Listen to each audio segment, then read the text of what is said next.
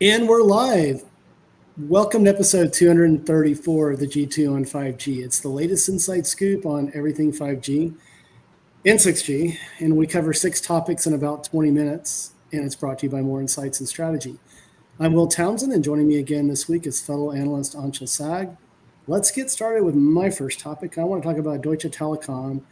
And in 2026, they are planning to build an AI gigafactory. So this news follows prior news around the company and mobile network operator wanting to build an AI cloud. And no surprise, they're working with NVIDIA on this. And they report that testing of AI functions are already underway. Key to this is also a partnership model. So Deutsche Telekom is working not only with NVIDIA and a company called Brookfield, but there are nearly 100 applicants that want to participate in this. And, from my perspective, we've seen mobile network operators, launch cloud services. I don't know, man. What's your thought? Can Deutsche Telekom be successful with this? Well, it's interesting because Brookfield is a big infrastructure company. Yeah, So this is clearly an infrastructure play. right. I believe that this will likely be something that they try to offer to companies to get this AI performance on the 5G network as close as possible to the user. Yeah, And I think that's the play is like, you know, CSPs, they can only get so close to the customer. right. And the truth is, the mobile network operators like a Deutsche Telekom are always going to be closer. So I Sure. think this might be one of those plays where it's like we're going to play towards low latency AI applications. So Mm-hmm. that's how I see this. Yeah. But those might still be a little bit down the road, which is why this might be a process of a couple of years until it actually gets rolled out and built out. And by then there might be more demand for this edge AI capability. Yeah. No, hey, you make a great observation. Edge AI, right? And that's something that we have been talking about on this podcast for quite some time. And there are going to be applications that are going to take full advantage of that when you think about manufacturing and logistics and that sort of thing. And yeah, great observation, my friend. Well, hey, let's go to your first topic. You want to talk about Reliance. They're launching 10 new nationwide 5G network slices in India. I didn't catch this news, so I'm looking very forward to hearing what you have to say about Yeah, so I saw this on RCR, it. Mm-hmm. and basically it's a 10 different types of slices that run nationwide across India. They include, um, you know, IoT, gaming, FWA, and mission critical services. Um, they said that their fixed wireless subscriber business, which is one of the slices, it's called Air Fiber, has Mm-hmm. 7.4 million subscribers, making it the world's leading FWA provider. Which, if you Wow. remember, we get to take credit for this. We both said that that was going to happen, Yeah. right? We Yeah. said that Geo was going to be the one who got FWA scale the fastest and the most, and Mm-hmm. they did. Um, and yeah, this is just kind of, Reliance talking about using their own in-house 5G SA core, um, and deploying real-world applications nationwide, and not talking about them as pilots or having them in certain locations, but building it fully nationwide, and Mm-hmm. having SLA-based 5G experiences that isolate traffic for each slice, that really you know guarantees performance for what people need. And Yeah. I am actually hoping that I can get a gaming slice deployed here in San Diego for Comic Con next year, because the PC gaming room that we have at Comic Con, that's actually officially part of Comic Con, has no internet because internet is a complete and utter nightmare at conventions. It And I'm typically gonna is, try right? Yeah. and Yeah. I'm gonna try and find a way to work with one of the providers to do that. So network slices are really important in congested environments, Mm-hmm. and yeah, this is really not a surprise. If anything, I would call this a victory lap. Right. Um, and yeah, like I think Geo's just beginning, because I think there are going to be some applications that they are going to make possible before anybody else, and this is the beginning of it. So let me make sure I understood what you said. So are they slicing for both mobility and FWA? Yep. Wow, that's interesting, because all of the discussion and talk has been around to date has been mostly around mobility. So that is an interesting wrinkle that they're introducing that. It's kind of similar what AT&T did, right? Their first standalone rollout was a slice specifically for fixed wireless. Well, I remember that, and I got corrected because they didn't want me to use the term slice, right? Okay, so it's not a slice. You're talking about turbo, right? Well, just the whole FWA deployment. Okay. Is standalone, right? Yeah, right. But I don't know if it sounds like turbo is not a slice, right? Not quite. Yeah, and it's funny. I went back and forth with a lot of folks internally on this, and right, wrong, or indifferent. It was around the whole net neutrality, discussions as well. I mean, turbo is a pretty interesting offering. We've talked about it on prior podcasts, but that's for mobility, right? Yeah. Well. Yeah, I think, or is that for FWA as well? Yeah, it applies to both, but it's sort of and it kind of ladders into what AT&T is doing with Guarantee, and delivering not a hard SLA that's not monetized, but really trying to step up and provide not only the most consistent and reliable mobility and FWA service, but also offer the best deals. Well, I guess Geo is just putting it into a slice so they don't have to overcomplicate it, right? Yeah. No, it's interesting. They continue to be an innovator, a leader. They lean into disaggregated infrastructure. They've done quite a bit, and they've done it very, very cost effectively. I looked at their most recent earnings, super solid. They continue to kind of crank on the important things there, and they're ultimately providing lots of value to their subscribership, and they are growing. By my estimation, they're growing at a faster clip than their other competitors in India. But good stuff, my friend. Well, let me go hit my second topic. I want to talk about T-Mobile, and they're working with fluid conservation systems. And what they're doing is they're teaming up for U.S. water utility transformation. And this has to do with IoT and leak detection systems.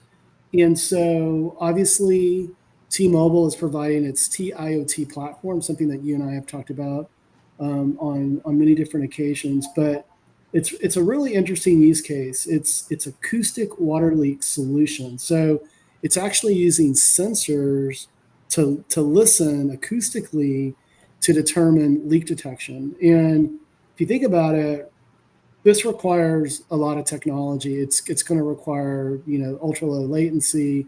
It's not your typical industrial type IoT use case. But I thought it was really, really interesting to highlight. It's doing a lot of different things. It's basically replacing the manual hydrant to hydrant inspection process, sort of like what cellular is doing for smart metering, where you don't have to send the meter maid or meter man. You can do this all electronically. In Austin, Texas, before I moved to Bastrop, they had implemented something like that.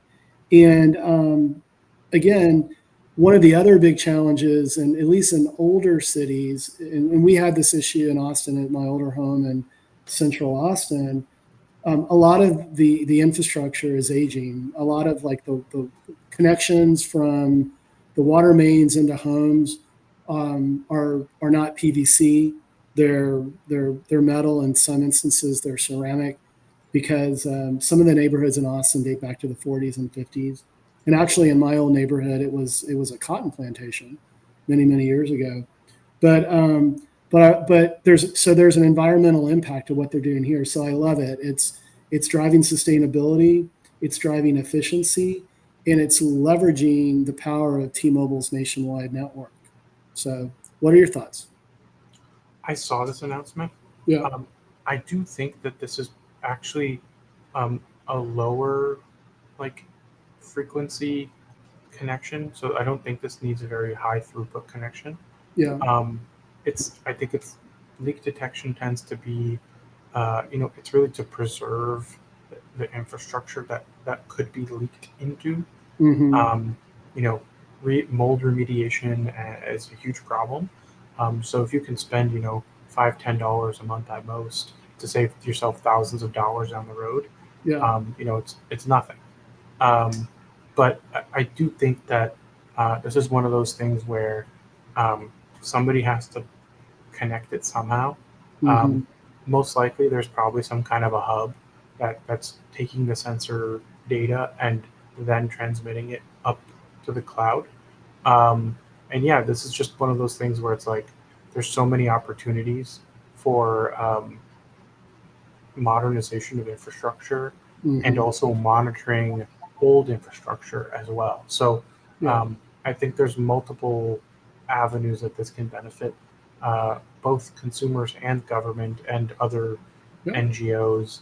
And in general, I just think that there's a lot of opportunity to modernize and improve and save on costs. I think also it'll be one of those things where it's like, when there's a disaster, these sensors can also be used to know like which homes are underwater, which Right. homes aren't.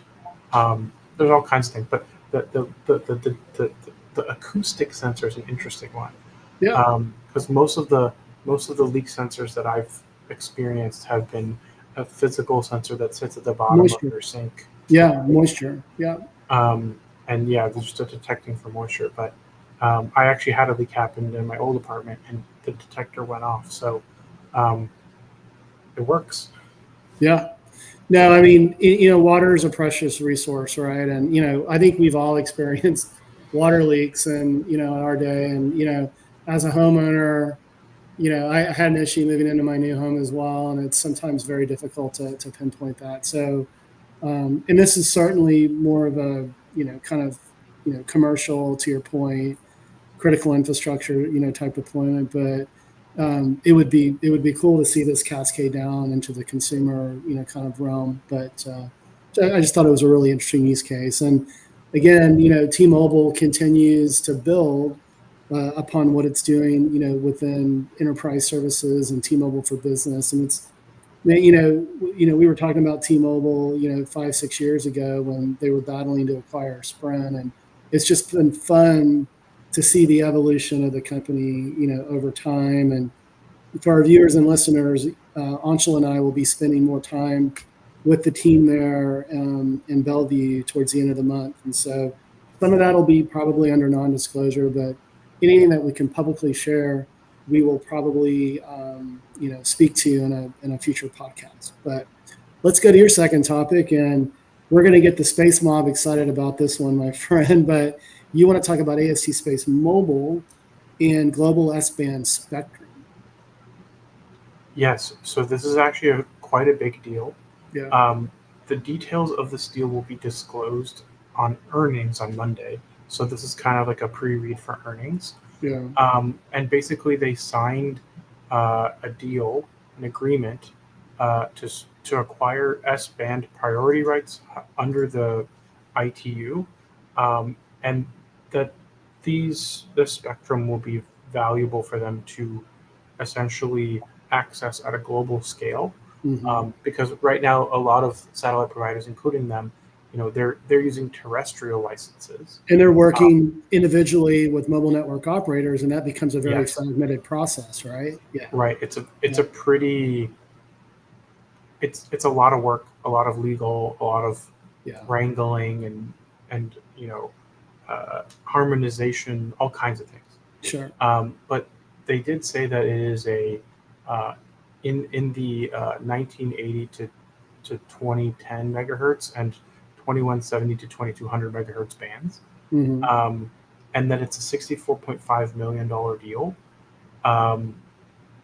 and it's $26 million paid at closing, and then deferred consideration of $38 million.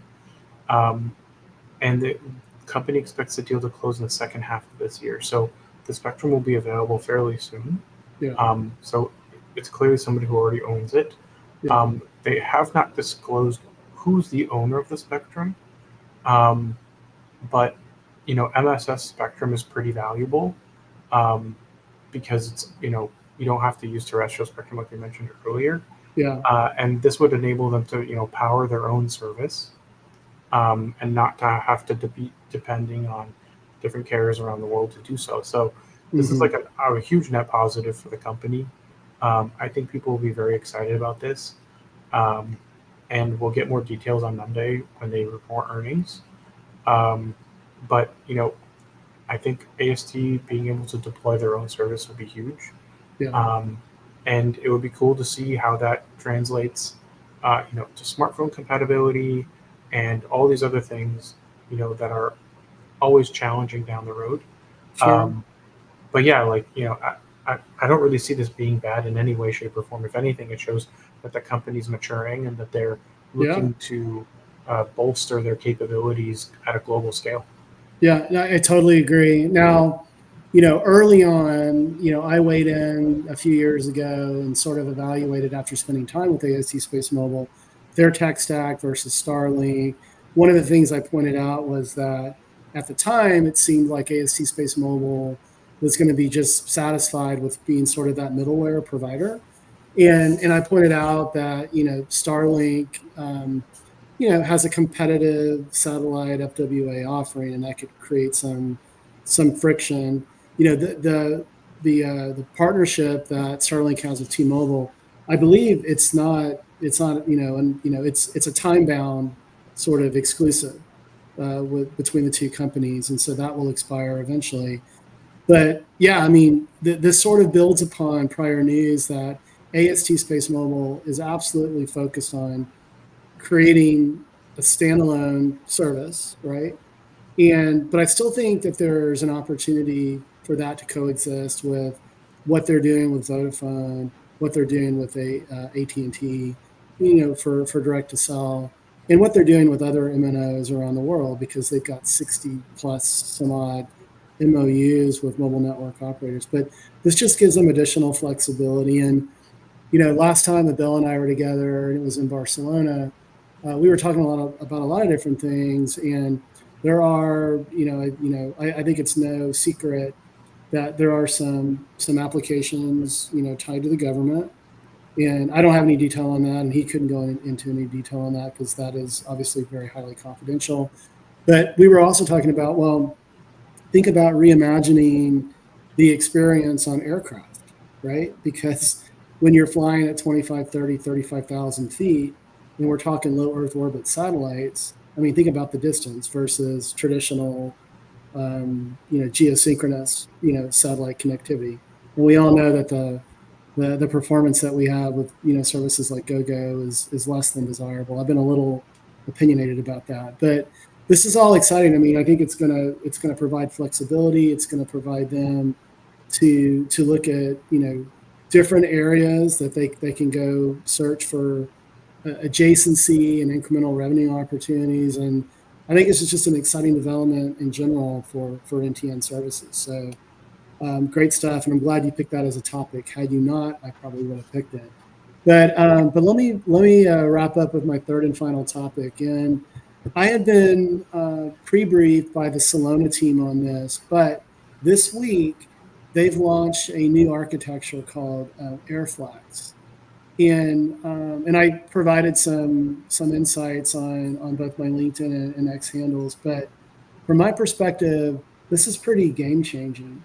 And so what it's doing, it's moving the core into the cloud, basically. And in so doing, Solona is going to make it just as easy as Wi-Fi deployment. I mean, basically, you hang their private 5G access point, and then there's an amount of processing on that. I asked them what the chipset was because I knew you would be interested in that, and I didn't really get I didn't get a complete answer on that, but actually I did. Now that I think about it, it's NXP. It's I thought it would be Qualcomm. They are using Qualcomm modems, but they're using XP SoCs for this. But from my perspective, this reduces the friction. This improves the viability of sort of cherry picking different environments. If you think about like a college campus and the student union, that's a story under the ground or whatever. It's just going to provide flexibility. And what I also like about it is that Solana is able to process secure local breakout on the access point. Getting a little bit of feedback. Okay. Can you hear me? Yeah, I'm just getting a little bit of feedback on your end. Now it's gone. I can hear you. Can you hear me? Can you hear me? Yeah, no problem. Yeah. But that's it. Sorry to our viewers and listeners on the live stream here. We're having some audio feedback here. I think it's just my air conditioning because it's hot. Okay. What do you think, buddy, about all that? I think it's interesting. The access point solution is something that I'm not really familiar with. Yeah. So I'll take your analysis at face value. Yeah. I mean, basically what it does is it eliminates the need to have core infrastructure racked within an environment. So it just provides flexibility from a deployment perspective. And if you think about branch locations where you have little IT staff, you're just going to be able to deploy, their private 5G solution that much more easily. So I'll probably be going a little bit deeper into this in a future, contributed writing piece. But I just thought it was a pretty cool announcement to mention. It's going to be pretty game changing from my perspective. But let's wrap up with your third and final topic, and you want to talk about D-Link and TP-Link and some new Wi-Fi 7 travel routers. Yeah, so I actually saw the TP-Link one first when I was doing some laptop research on Notebook Check's website. It's the TP-Link BE3600. It's a travel router, and it's powered by USB-C, so you can like literally just plug it into anything with a USB-C port to power it. Mm-hmm. And it's designed to be used with a 5G modem to kind of allow for like literally palm-sized router, so you can connect it via USB-C for power, and then it has Ethernet ports and even a USB port. And yeah, it's something you can kind of just throw in the bag, and it's really tiny, and it can help you kind of connect all of your devices to the 5G internet. I really think it's great. I don't think it actually has an integrated modem, so you would still need to have some kind of a modem to drive it. But it is Wi-Fi 7, so it's like really small and will enable really fast Wi-Fi wherever you might go. But there's also a device from D-Link which does have a built-in modem, and that one is this is a horrible name, G572 5GNR BE7200 Wi-Fi 7 router. And this one's cool because it does have a 5G modem built in, so you just pop in a SIM card and you get Wi-Fi 7 connectivity, and it's fairly small.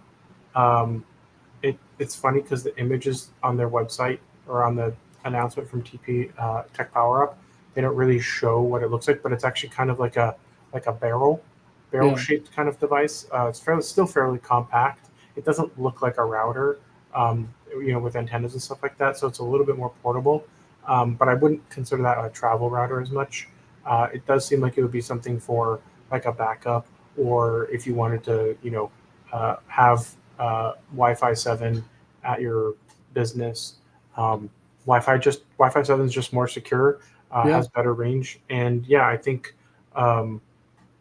it's nice to see more Wi-Fi 7, 5G routers out there, and it's also showing that the cost of deploying Wi-Fi 7 and 5G together is coming down, so that people can combine the two latest and greatest technologies. And this potentially connected to a 5G slice could even improve connectivity even better for business and personal use. Mhm. in ways that, like, Wi-Fi 6 with 4G wouldn't have been able to do a few years ago. Yeah, yeah. What do you think? What are the ideal use cases for this? I mean, obviously it's portable, so it's for folks that travel, folks that I mean, use a lot of different devices, like including like the cameras first and the first device would definitely be something where, like, you use this connected to something that's like already a 5G modem of some sort, like a USB mhm, modem. yeah, You connect that to this, and then you would get Wi-Fi 7. What it does is it ensures that you get better coverage in the area that you're in, sure. so you don't have to like huddle next to the hotspot. Like a hotspot, Um, yeah, because a hotspot yeah, doesn't have the antenna yeah, intuition. exactly. And Yeah, then on top of that, the other device, I would see that as almost like a backup, where you have Wi-Fi for stuff, but then you have this device kind of sitting around, idling, in case your internet goes out. You can have this as a backup. yeah, Also, maybe I would take this to places where you normally don't have internet, but you want to have good coverage, where you have people walking around with POS devices, because most points of sale now are some kind of handheld tablet or yeah, phone-like device, and those need to have coverage, right? So you want to have something with a little bit better coverage than a hotspot, or even a Wi-Fi puck, because the truth is none of those antennas, to your point, are limited, and so is the power that they draw. yeah. So this is something that'll be a little bit more permanent, but also doesn't have to be, because as long as you have power, these Wi-Fi 7 5G routers can actually be pretty useful. Yeah. Well, I And imagine they're powered via USB, I would imagine, right? When they're plugged into a notebook or whatever, right? yeah, so the first one for sure. I couldn't get details on the second one because um, their product page isn't fully rolled out yet. Um, but yeah, it looks like that might be a possibility for the second one as well.